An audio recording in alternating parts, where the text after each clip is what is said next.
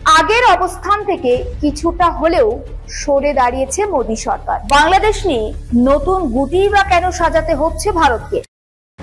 বাংলাদেশকে নিয়ে দাদাগিরির দিন শেষ, এবার আব্বাটিকে কুল পাবে না দুশ্মন দেশ। বাংলাদেশকে নিয়ে ভারত নিজের অবস্থান পাল্টিয়েছে। এতদিন ভারত বাংলাদেশের বড়দাদা হওয়ার চেষ্টা করেছিল, এবার উল্টো বাংলাদেশকে ফাদার ডাকতে শুরু করেছে ভারত। জি হ্যাঁ, বাংলাদেশের নতুন সরকার ডক্টর মোহাম্মদ ইউনূসের কাছে পরাজয় মেনে নিয়েছে ভারত। শেখ হাসিনার পতনের পর নতুন বাংলাদেশের নতুন সরকারের সাথে অনেকটা আফগানিস্তানের তালেবানের মতোই আচরণ করেছে ভারত। মুখে কিছু না বললেও আচরণ দিয়ে বুঝিয়ে দিয়েছে। ছাত্র জনতার নতুন বাংলাদেশের নতুন সরকারকে তারা মেনে নেয়নি। দাদারা হয়তো ভেবেছিল ডক্টর মোহাম্মদ ইউনূস তাদের মানাতে চেষ্টা করবে, সেই সুযোগে ডক্টর মোহাম্মদ ইউনূসকে তারা নাচিয়ে ছাড়বে। নোবেলজয়ী ডক্টর মোহাম্মদ ইউনূস কাঁচা খেলোয়াড় নয়, তিনি বাংলাদেশের অতীতের রাষ্ট্রপ্রধানদের মতো মানাতে যাননি, উল্টো অ্যাকশনে গিয়েছেন। বাংলাদেশের একের পর এক আগ্রাসী সিদ্ধান্তের প্যাচে পড়ে বাংলাদেশের কাছে মাথা নত করেছে ভারত। এ নিয়ে কি বলছে ভারতীয় পশ্চিমবাংলার মিডিয়া, আসুন তা দেখি। কেন যুক্তরাষ্ট্রের কড়া বার্তা পেয়েছে ভারত? বাংলাদেশ নিয়ে নতুন গুটি বা কেন সাজাতে হচ্ছে ভারতকে? নতুন ভাবে কি গুটি সাজাচ্ছে নয়াদিল্লি? এই চিন্তার সূত্রপাত ইউনূসের সঙ্গে একটি বৈঠক থেকে। এটিই বা কোন বৈঠক? কার সঙ্গেই বা ছিল বৈঠক? এমন একাধিক প্রশ্ন, আর সেই বৈঠক থেকে ঠিক কি কি বিষয় উঠে এসেছে, কিন্তু তার জন্য বিস্তারিতভাবে দেখতে হবে এই ভিডিওটি। নিউ ইয়র্কে জো বাইডেন এবং ডক্টর ইউনূসের মধ্যে যে বন্ধুত্বপূর্ণ সম্পর্ক ধরা পড়েছে, তাও কিন্তু ভারতের জন্য যথেষ্ট উদ্বেগের কারণ হতে পারে। কিন্তু কেন? মূলত শেখ হাসিনা সরকার পতনের পর ভারত বাংলাদেশের সম্পর্কে বেশ কিছুটা হলেও চিড় ধরেছে, তা অন্তত স্পষ্ট হয়েছে সাম্প্রতিক বেশ কিছু ইস্যুতে। কিন্তু কি কি সেই ইস্যু? প্রভাব পড়েছে সেভেন সিস্টারে। দ্বিতীয়ত, ফেনীর বন্যা পরিস্থিতিতে তা কিছুটা হলেও স্পষ্ট হয়েছে।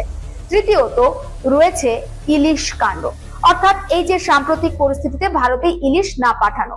এই তিন ইস্যু তবে শুধুমাত্র কারণ নয়, এছাড়াও একাধিক ঘটনা প্রকট হয়েছে ভারত বাংলাদেশের মধ্যে ফিকে হয়ে আসা সম্পর্ককে ঘিরে। অন্যদিকে সীমান্তে নিরাপত্তা জোরদারের পাশাপাশি অনুপ্রবেশ ইস্যুতে বাংলাদেশকে একের পর এক হুমকি দিয়ে যাচ্ছে ভারতও। এমন আবহে শঙ্কা দেখা দিয়েছে, তাহলে কি মোদী সরকার এবং বাংলাদেশের অন্তর্বর্তী সরকারের মধ্যে সম্পর্কে ফাটল দেখা দিয়েছে? থাকবে না কোনো বন্ধুত্বপূর্ণ সম্পর্ক? তবে সব থেকে যেটা বড় প্রশ্ন, সেটা হলো কোন দিকে এগোচ্ছে ভারত বাংলাদেশ সম্পর্ক? এর মধ্যে সামনে এসেছে আরো একটি তথ্য, কিন্তু কি সেই তথ্য? আগের অবস্থান থেকে কিছুটা হলেও সরে দাঁড়িয়েছে মোদী সরকার। কি ভাবছে তারা? নতুন করে পরিকল্পনা সাজাচ্ছেন নরেন্দ্র মোদী। ছাত্র জনতার গণ অভ্যুত্থান পরবর্তী সময়ের বাংলাদেশকে নিয়ে ভারত সরকার খুশি নয়। বাংলাদেশের ছাত্র জনতার নতুন সরকারকে মেনে নিতে পারেনি ভারত, আর তাই বাংলাদেশের স্বাধীন নতুন সরকারকে উৎখাত করতে নানা ষড়যন্ত্র করছে তারা। এটা শেখ হাসিনা নয় যে এমন অবস্থায় রাষ্ট্র ক্ষমতায় থাকতে বাংলাদেশকে ভারতের হাতে তুলে দিবে। ছাত্র জনতার নোবেলজয়ী ডক্টর মোহাম্মদ ইউনূসকে বসিয়েছেন, যিনি প্রথম বলেই ভারতের বিরুদ্ধে ছক্কা হাঁকিয়েছেন। বাংলাদেশের রাষ্ট্রদূতদের ফিরিয়ে নিয়ে এসেছেন ভারতে নতুন বাংলাদেশের নতুন আক্রমণাত্মক রাষ্ট্রদূত পাঠাতে। পুরনো রাষ্ট্রদূতদের মতো যিনি ভারতের চাটুকার হবেন না, বরং আক্রমণাত্মক পররাষ্ট্রনীতির বাহক হবেন। যদি ভারত এতেও সোজা না হয়, তাহলে বাংলাদেশ সম্পর্ক ছিন্ন করতেও পিছপা হবে না। ডক্টর মোহাম্মদ ইউনূসের এই সিদ্ধান্তকে সমর্থন করলে কমেন্ট বক্সে ইয়েস লিখে জানিয়ে দিন আমাদের। সেই সাথে ভিডিও শেয়ার করে দেখার সুযোগ করে দিন আপনার বন্ধুদের। আপনার একটি শেয়ারে হয়তো অনেকেই জানবে ভারতের বিরুদ্ধে বাংলাদেশের বদলে যাওয়া নতুন পররাষ্ট্রনীতি সম্পর্কে। পরবর্তী ভিডিও দেখার আমন্ত্রণ জানিয়ে বিদায় নিচ্ছি আজ। আল্লাহ হাফেজ।